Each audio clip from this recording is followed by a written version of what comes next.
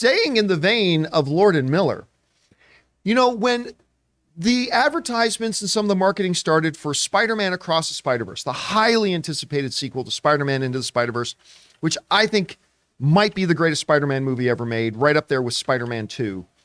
It's a phenomenal film. I thought the best comic book movie of 2018, and that was the year that Infinity War and Black Panther came out.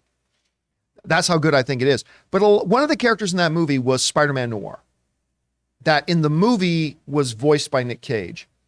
And in some of the promos that have come out for Spider-Man Across Spider-Verse, a lot of people noticed that, hey, I don't see any Spider-Man Noir.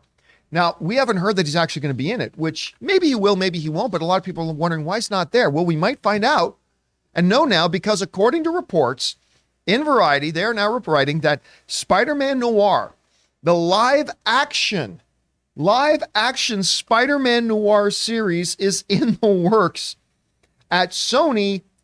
And apparently it's being executive produced by Lord Miller, that are going to be on board with that. Now, this is very interesting because a story that we were going to talk about yesterday, but we dropped at the last second because we just had too many stories to cover, was, you know, Amazon just said yesterday that their Silk series that's coming, their live action Silk series, which is again is in that Spider universe, is a big, huge priority to them. Amazon quoted.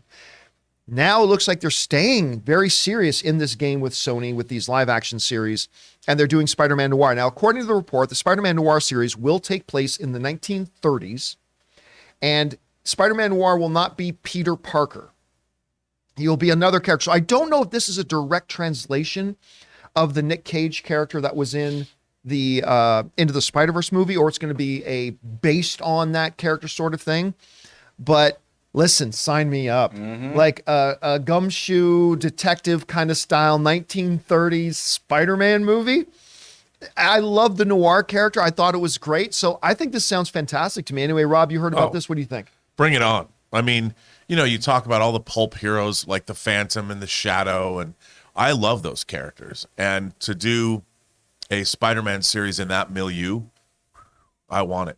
Bring it to me. I don't know if Nicolas Cage is too old to play that part, but what a great role for an actor. But we don't know anything about the part, I know, right? So maybe it is supposed to be like a 60-year-old could be vet, like he was a grizzled vet cop and now he's a private eye on this. I don't know, maybe they could. I mean, and I love Depression era stories too. There's just something about that. And especially in New York, Depression era New York is such an interesting time, and I would love to bring it on. You think they'll take the looks of like a Sin City? But then put like could. Spider-Man in there.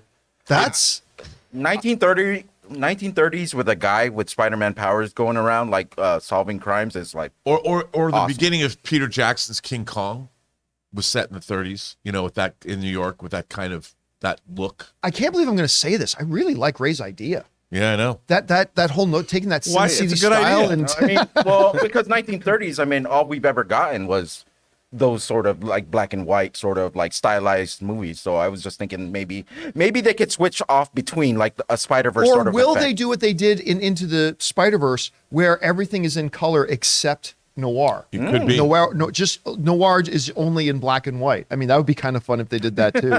But I mean, the lead here, I think, is that Lord Miller involved. Right. I mean, I think that's what's going to give this thing a lot of push. And listen, Amazon is clearly taking their partnership with Sony and doing live action television stuff very seriously, and let's see how this turns out. Guys, what do you think? I'm actually quite intrigued by this project. I love the idea. I doubt it'll be Nick Cage, but if they announced it was Nick Cage, I'd be pretty happy about that. What do you think about this? Whatever your thoughts are, jump down to the comment section below and leave your thoughts there. Guys, we want to thank a sponsor of this video, Rocket Money. The average person has around 12 paid subscriptions. Think about that. If you think you're only subscribed to a handful of services, you might want to double check. With Rocket Money, you can quickly identify and cancel all of your unwanted subscriptions. Rocket Money, formerly known as Truebill, is a personal finance app that finds and cancels your unwanted subscriptions, monitor your spending, and helps you lower your bills all in one place. Rocket Money will quickly and easily identify your subscriptions for you so you can stop paying for the ones you don't want and don't even use. Simply find the subscription you don't want and press cancel, and Rocket Money will cancel it for you. No more long hold times with customer service or tedious emailing back and forth. Rocket Money makes canceling subscriptions as easy as the click of a button. My wife Ann and I moved out of Burbank 2 years ago, and one of the first things I discovered when I loaded up Rocket Money was that I was still paying for a gym membership I haven't even been to in Burbank in 2 years. So stop throwing away your money. Cancel unwanted subscriptions and manage your expenses the easy way by going to rocketmoney.com/Campea. That's rocketmoney.com/Campea. rocketmoney.com/Campea.